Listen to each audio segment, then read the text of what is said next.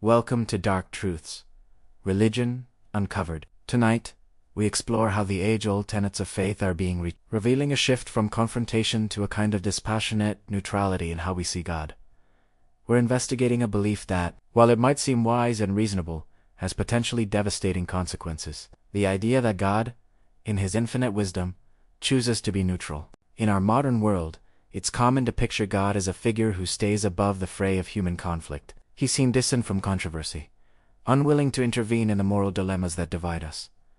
In this view, neutrality isn't just a divine trait. It's praised as a sign of spiritual maturity. Taking a firm stand is often labeled as divisive. This creates an image of a God who just floats serenely above the chaos, offering generalized compassion without any specific demands.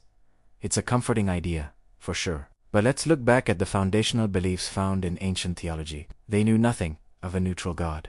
The sacred texts that form our understanding of the divine paints a very different picture. A God who actively confronts, disrupts, intervenes, and yes, chooses sides. This isn't about being partisan, it's because the very essence of truth requires a clear direction and a firm stance. This God doesn't just sit by while injustice unfolds. He calls it out by name. He doesn't just watch oppression from a distance. He condemns it emphatically. Prophets were sent for this very reason, because neutrality would be a betrayal of truth and divine justice. Think of Joshua's declaration, "Choose this day whom you will serve." This wasn't just a casual suggestion, it was a powerful call to action, highlighting that, in matters of faith, you can't truly be neutral. Modern belief systems often resist such demands, because confrontation can threaten social unity. We rely on neutral language about God to keep the peace, avoid offenses, and create a space where belief can coexist comfortably with injustice, inequality, and moral ambiguity. Ancient theologists, however, argued fiercely against this. It presents God's refusal to be passive not as confrontation for its own sake, but as a profound act of love. True love doesn't stand by while harm is done or while suffering spirals out of control. Love intervenes.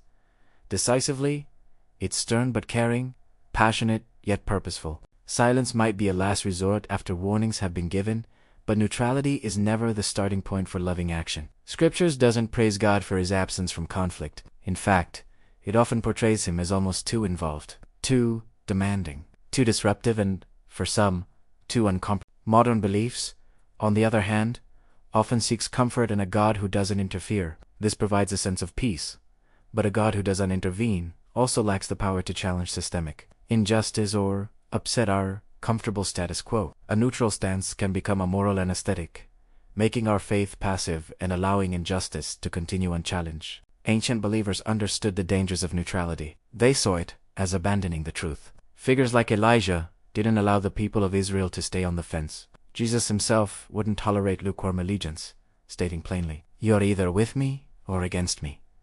These weren't threats. They were statements of reality. In matters of faith, neutrality is an illusion. Modern belief might reframe this clear choice as extremism, but ancient theology saw neutrality as the real existential threat. A God who refuses to confront evil essentially leaves it up to humanity to define good and evil for ourselves.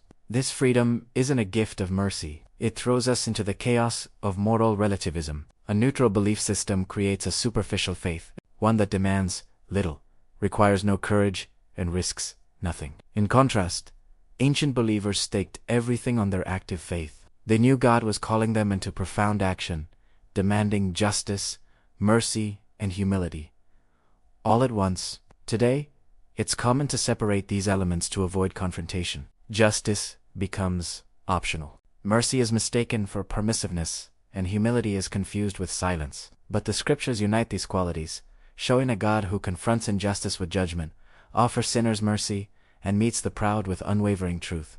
So, here's the unsettling but clarifying revelation for tonight. A God who chooses neutrality in moral and ethical matters has no power to save. Genuine salvation requires a deliberate confrontation with whatever threatens our well. Ancient theology was right.